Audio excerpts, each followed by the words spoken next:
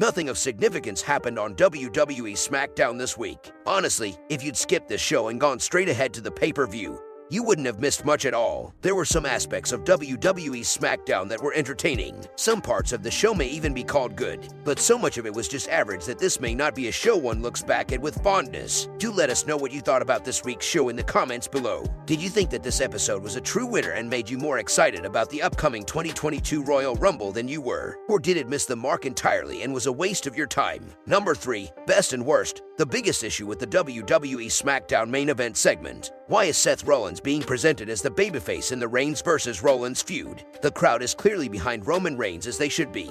Based on the dominant run that he's had so far, Seth Rollins was blindsided from behind by the Usos and he escaped their clutches as an athletic babyface would. Some of the booking decisions that have been made lately are confusing, especially if you factor in Raw 2. Why is Becky Lynch battling Doudrop when both women are clear heels? Who is the crowd expected to root for and why are there so many underutilized babyfaces in the roster? That said, Roman Reigns versus Seth Rollins is clearly a pretty big deal and a feud that should make many a fan very happy. There's history to draw from and the match is pretty much guaranteed to be a barn burner, if only one of the two men was a babyface. Number 2. Best, Lita returns to WWE Smackdown and looks better than ever. Lita proved with her WWE Smackdown return that she does indeed age like fine wine. The confrontation with Charlotte Flair in the middle of the ring was a moment for the ages. 2 generations of the best ever to lace up their boots from the women's division in the middle of the ring. One has to wonder if there's indeed one more run in Lita as she teased on this week's show. Number 2. Worst, the Usos versus the Viking Raiders. Something about the Usos, a team that is gritty and real, facing the Viking Raiders,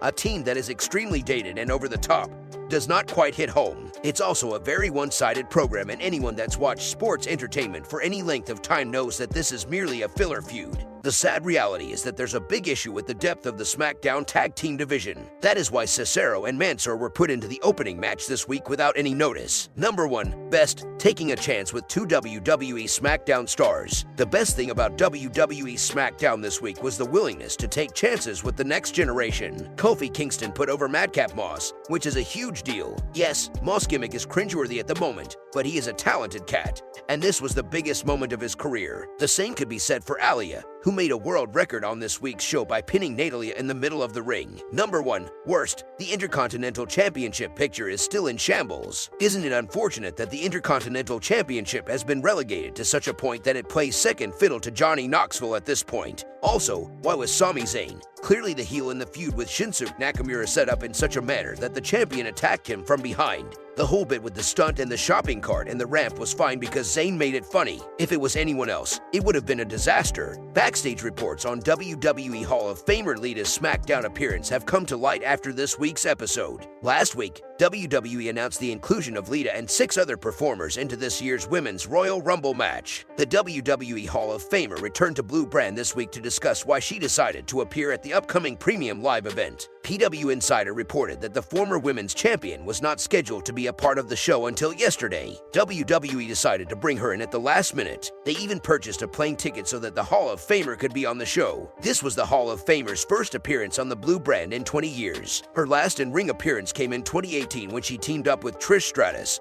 Natalya, Sasha Banks, and Bayley to defeat Mickie James, Alicia Fox, and the Riot Squad. Lita returned amidst deafening chants from fans in attendance at the Kai Health Center in Omaha.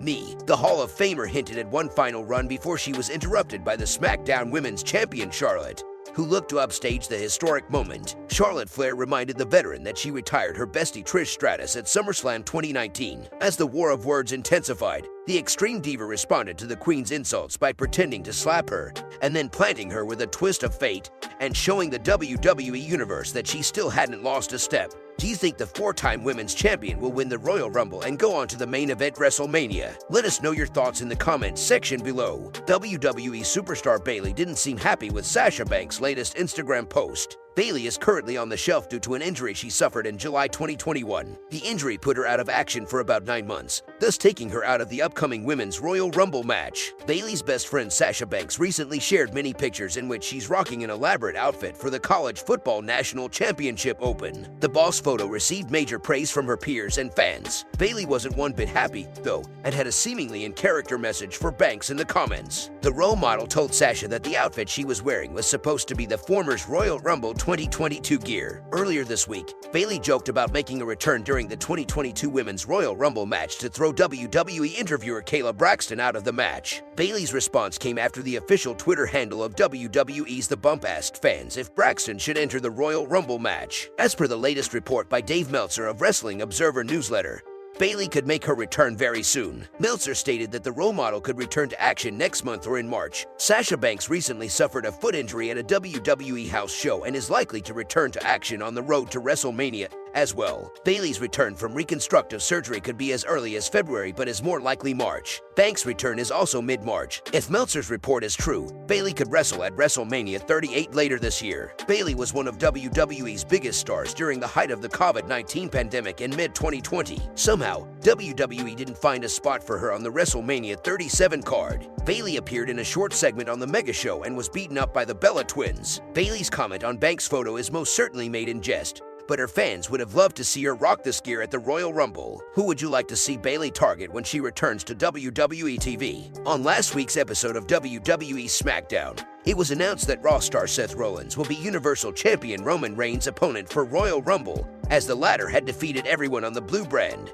Following the news, it was evident that Roman Reigns wasn't expecting to have Seth Rollins as his next challenger. On this week's SmackDown, the two came face to face in the ring and engaged in a war of words. After Rollins tried to get inside Roman's head, the Tribal Chief said he'd much rather face Rollins' wife and current Raw Women's Champion Becky Lynch at Royal Rumble, indicating that he considers her to be a bigger star than Rollins. With the visionary of Drip visibly irritated, Roman's cousins the Usos tried to jump him from behind, but Rollins got out of the ring, hit them, and got inside the ring again to face Reigns. The Usos tried to attack Rollins again, but the latter evaded and made his way to the back. Ahead of their match at Royal Rumble, it seems like Seth Rollins has the edge over Roman Reigns as he is undefeated against the head of the table in championship matches, which Rollins pointed out tonight on SmackDown. While the Universal Champion brushed facts aside, Rollins said Reigns was a nobody when he came to WWE from CFL, and he was the one who had always had Roman's back in the Shield. Rollins claimed that Reigns got to where he is thanks to his bloodline, and that since he created Roman, he will destroy him. Do you think Seth Rollins will be the one to finally dethrone Roman Reigns? Or will the Tribal Chief break his losing streak against Rollins? Share your thoughts in the comments section below.